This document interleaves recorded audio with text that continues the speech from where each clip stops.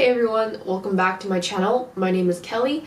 In this video, I will be doing a book review slash analysis slash discussion of my favorite Michael Pollan book, The Botany of Desire, A Plant Eye's View of the World. I will be spoiling this book, although it's kind of confusing because this is a nonfiction, so like how do you really spoil a nonfiction? I actually suggest you read this book before coming to this video just because Michael Pollan explains so much better than me. Like I honestly can barely talk these days, and Michael Pollan is very poetic when he talks about the plants in this book. But if you want to read this book but not really, then definitely stay. I welcome you. Before we even get started, like what is going on? Who is the author? What is this book about? This book is about 4 plants. Michael Pollan tackles apples, tulips, marijuana, and weed.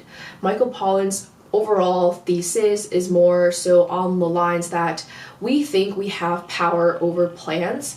We, grow them, we control them, we put them in our garden, we sell them. But what we don't actually understand is that this is a two-way relationship. The plants aren't just doing this for us, they're doing this for themselves. And in a way, they're the ones kind of manipulating us. So I thought that this book gave a really great practical insight on how we don't really realize how important some plants are to us and how we depend on our natural world. So going to Michael Pollan now. Michael Pollan, I feel like, is really renowned these days as a psychedelic expert. He has done so many interviews, I think with Time, with Wired, with Google, talking about psychedelic plants. I think one of the reasons why a lot of people like Michael Pollan is because he treats plants, especially psychedelic plants, in a very respectful manner. He treats them with a scientific accuracy and also to a degree a philosophical point of view. Michael Pollan's overall work, though, I think branches out greater than that. He used to write a lot of more food-ish books, or maybe he still does that, but I think his branding is more like psychedelics and drugs and like plants, natural stuff into our system that changes our subconsciousness. So I actually do have his other 2 books here. I have Second Nature, A Gardener's Education, and I have In Defense of Food. So I haven't read these yet, but I really want to. Overall, I think Michael Pollan does a fantastic job at intersecting human civilization, our society, with plants. Like he connects the natural world to our almost civilized world really well together. I took copious notes. I learned so much from this book. It was amazing, and I am also a writer myself. I am a science fiction and fantasy writer, and the current project I'm working on really leveraged this book. I just love plants in general, and finding that intersection between our world and the natural world, as I mentioned, that Michael Pollan does really well, really impresses me. I think we should be more conscious of it. Let's go into this. I'm going to be going over my favorite points of each chapter. Actually, before I get started with this again, I kind of want to clarify why this book is called The Botany of Desire and what each chapter signifies. So Michael Pollan is overall saying that we have a reciprocal relationship with plants, and in a way we rely on them because it connects to our basic human desires. So for apples, he believes that they appeal to our want of sweetness, so that's our desire, sweetness. And for tulips, the desire is beauty from us to them. With marijuana, it's intoxication, we want to be intoxicated, and with potatoes, it's control. So I just wanted to explain that. All right, let's get started with the first chapter, which is apples, which is sweetness. I actually thought that I kind of liked this chapter. Okay, I love everything about this book, but if I had to rank my favorite chapters, I think this one would be the furthest or the least. This chapter talked more about Johnny Appleseed, as opposed to too much of the apples, like how the other chapters did it. One thing I did learn about Johnny Chapman, though, is that he seems like a really eccentric dude, especially for his times. Michael Pollan was saying that he was someone who was half wild, half civilized, but even though he was super religious, he still was able to do things outside of religion bounds.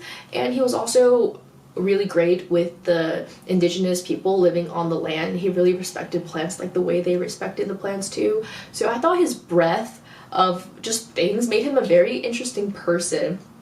I would have loved to meet him, and even though like I'm saying this chapter is my least favorite, like it's not really. I still learned a lot. My favorite part of this book was understanding why apples was so appealing to Americans, especially when everyone first immigrated here. Honestly, I forgot what year this was, but did you know that apples weren't consumed like directly with the fruit? Apples were planted for alcohol. I didn't know that. The whole "an apple a day keeps the doctor away" was something that Americans have developed when they wanted to shift away from drinking too much. I didn't know that. I didn't know that. So this desire for wanting a sweet drink, you know, obviously is alcohol too, really put apples as our desire, our sweetness desire. Michael Pollan goes into what sweetness means. He says that before apples, there wasn't too much of a sweet thing. So back in the days when poets wrote about sweet things, they compared sweetness to the noblest of things and the ultimate aim of civilization. The best land was said to be sweet. So were the most pleasing sounds, the most persuasive talk, the loveliest views, the most refined people, as when Shakespeare calls spring the sweet of the year. Lent by the tongue to all the other sense organs, sweet is the somewhat archaic definition of the Oxford English Dictionary, is that which affords enjoyment or gratifies desire. It stood for fulfillment. Michael Pollan says, who would think of sweetness as a noble quality like right now? Just with all the sugar and sweets that we can find in our current days, we kind of lost touch of what it means to like not have anything sweet at all, and this all of a sudden like, oh, this apple is so sweet, oh, this drink is so sweet. I thought that was crazy in like a linguistic sense. I cannot imagine, and I'm gonna say this again later, but I can't imagine like not having apples to eat all the time, and like to eat it, or not to eat it, like to drink it, let's say an alcohol, to drink that is a once in a while thing because it's so sweet, and you compare it to like the best of things. That perspective is just crazy to me. So anyway, that's pretty much the apple chapter. He goes into a lot of the history of John Chapman, and he visited a bunch of places that Johnny Appleseed grew his nurseries. Okay, so let's move on to the second chapter, which is Tulip. So I love tulips. I freaking love tulips. I've loved tulips since I was a little kid, and because of that, I've done already so much research on tulips. When I went to Amsterdam, I went to the Tulip Museum, and I learned a lot about the history of tulips there. I'm just a sucker for anything tulips. My dress is even tulips, my necklace is tulips, my earrings are tulips. Like, I just really like tulips. So for the tulip chapter, the desire is beauty, and I can totally see that. I think they're freaking beautiful, but what I'm trying to say here is that I didn't learn that much because I feel like I knew so much just from my own personal obsession with tulips. But I loved the way he explained everything. I think he covered everything at a very high level, and I knew going into this that Michael Pollan was going to be talking about the tulip mania, which was a speculative bubble that happened in the 1600s in Holland. Essentially, bulbs were traded and they were valued so high. I think it was more than a house, or I can't remember, but it was just crazy. Everyone wanted them. And there was something really interesting that actually I learned. Michael Pollan described how people traded. At its height, the trade in tulips were conducted by florists in colleges, back rooms of taverns given over to the new business 2 or 3 days a week. Colleges quickly developed a set of rituals that sound like a cross between orderly stock market protocol and a drinking contest. Under one common set of procedures called Met de Borden, or with the boards, a seller and buyer who wanted to do business were handed slates on which they wrote an opening price for the tulip in question. The tulip bubble obviously crashed. The tulip mania ended horrifically. People like hated them afterwards, or no, they didn't really hate them afterwards, but people were in debt. This whole industry that was based around tulip and tulip trading, and people who cultivated these flowers were suddenly like, you know, what were they gonna do now? So that was where this beauty comes from. Like, our desire for this beautiful thing ended up with us, or people in the Netherlands at the time, kind of crashing. And I just think that story is beautiful too. Imagine like liking something so much that you're investing all your money into it just for a flower. Alexander Dumas actually made fun of this concept in his book The Black Tulip. I read it, I have it here, I don't know why I forgot to take it out, but it's a really great book if you want like a more satirical perspective on what happened during that period. I think one thing I want to say here is that the most valued tulip in this tulip mania was, I think it was called Semper Augustus, and it's beautiful. It's beautiful. It was the most sought out. People wanted to create this kind of look, and it was very hard to create it because the tulip was sick. It was a virus, so people were trying to recreate this beautiful tulip that was actually sick the whole time, but no one could tell. They just thought it was beautiful. And that too just makes you question, like, why do we think things are beautiful? This thing is obviously dying, so is something dying like beautiful now? Anyway, I can go into a whole philosophical perspective slash discussion on this. You know, people are weird. I think that's just the conclusion. All right, let's move on to marijuana. Marijuana's desire is intoxication. So I guess like the question that we're all thinking, right, is, Kelly, do you smoke? Do you get high? Do you partake in marijuana? And I can say this right on the internet, being high is not something that I really want to do. I don't think I'm just the person for it, but I can definitely see how people enjoy this. I think this chapter might be the hardest for me to speak about personally because I don't have too much experiences with psychedelic plants, and I also don't know how much I can say on the internet of the things that I do know of, because this whole thing is still very like hush hush, and I think that's why Michael Pollan is so revered in this space, because he talks about them like they're not something disgusting. He values them. I just think he really respects them just as plants themselves. I think what Michael Pollan is trying to say here is that we ourselves, we make a chemical compound that is similar to the effects of weed, and that's why we like it so much and we attach ourselves so much to it, because there is something in our body that is already similar to that and we kind of want more. One of the coolest things I think he said about weed is how it makes us forget, and I think that's obvious from the people I've been around, but Michael Pollan is saying that that's the appeal for this drug, because we want to forget, because we're always so stimulated all the time. We sometimes want to live forever in that one moment, and that is being high, because you forget, so everything is about the present. And I never really thought about drugs like that. I think when you take psychedelic plants like this, like you open yourself to another world. He's saying that a lot of the creative people in the past were probably all high, or not all high, but taking psychedelic plants. We can provoke metaphor and wonder, challenge the cherished Judeo-Christian belief that our consciousness, thinking selves somehow stand apart from nature.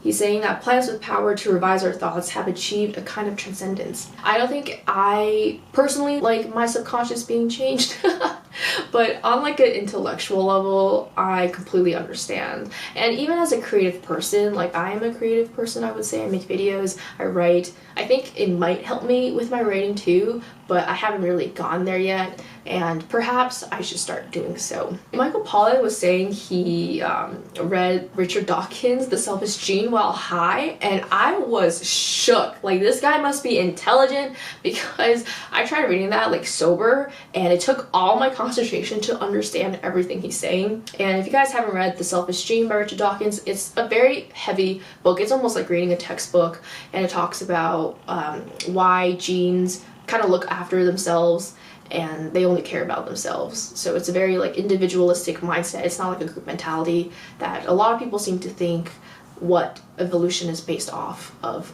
I'm having a lot of fun talking about this, if you don't know. Okay, we have to move on to chapter 4, which is potato. So this potato chapter is actually my favorite chapter. It's because I underestimated it, because it's like a freaking potato, right? Like, it's a potato. This chapter was written kind of differently from the other ones, and I think that's why I liked it just a little bit more. It gave us a different structure and format. So Michael Pollan is exploring how potatoes first came into the old world. The potato was a new plant that was introduced to Europe, and at the same time that he's going through this history with us, he's also comparing how genetically modified potatoes are kind of doing the same thing with our current generation, our current society. And again, back to like the comment I made about apples, like I cannot imagine a world in which potatoes were a new thing and they were introduced. I said this in my wrap up, but potatoes were actually very like, people were against them in Europe. They thought that this plant was too uncivilized, and it is a carb, so it was trying to replace bread. And in this like religious world that we all really lived in before, bread was signified everywhere, and it meant that you were under God, you were a religious person, you were, you know, not a wild person eating potatoes. And it's funny to me now because potatoes is so prevalent everywhere. Like we all love McDonald's fries, like I love McDonald's fries. Potato has become such like a comfort food that it's hard for me to imagine a place in which like no potatoes. And with the GMOs, this was so interesting to me because I didn't know that when you sell like a GMO, like when the government sells you a GMO product, you can't like grow it again. You can't like sneak in another generation of new potatoes because you pay for each like year's worth of growth, and farmers get sued by these big corporations if they decide to plant just like another seed from this GMO'd potato. I don't have anything really against genetically modified food like in of itself, but when you think about the conditions that it's in, I just think it's crazy how when you give power to the government to control your food like that, you kind of then just depend on them. So I don't know if I'm making sense now, but like farmers have to pay for these potatoes to grow them, right? When it's kind of free in the natural world. Farmers want to choose these genetically modified potatoes over their own because they do offer a better way of living, not just for the farmers, but actually no, maybe just for the farmers. Like it's cost efficient, it can stand all the bugs, so it doesn't need all these pesticides. The amount of chemicals they use to help their farms grow is absolutely insane. And now I'm like, I should just grow all my own food because it's actually crazy. One of the farmers said that whenever they plant this potato that they grow and they spray this thing, they actually can't be in the fields for days after spraying this. And they don't just spray it like on the plant. This whole process starts before they are even planting the potato. Just setting up the soil, setting up the environment, there's already like so much chemicals around. For me, like the problem is in like, do I want to eat a chemically filled plant or, you know, a genetically modified plant? It's more like, why is this even happening in the first place? I think going back to Robin Wall Kimmerer's Breeding Sweetgrass, I think the problem is this monoculture, and Michael Pollan says it in this book as well. This kind of monolith culture really fits in with capitalism, and when you're trying to grow one thing all the time like perfectly, you need to have this like one crop only. But I don't think crops really thrive like that. You need other plants. The Three Sisters, that's the chapter I'm referring to. I'll put a picture up here, but if you watch the way like the indigenous people grow plants, and I think Michael Pollan did mention a tribe in South America that grew potatoes in a certain way, that it was also a little bit like a monolith culture, but it was planted I think like sporadically throughout the area, so when it died in one place it doesn't affect everything else, like the Irish famine, which I didn't talk about actually. But yeah, that's why it happened. That's why there was a huge potato famine in Ireland, because it was monolith growing of this one plant, and when it succumbed to the diseases around them, it really affected the people. So I don't know what the solution is.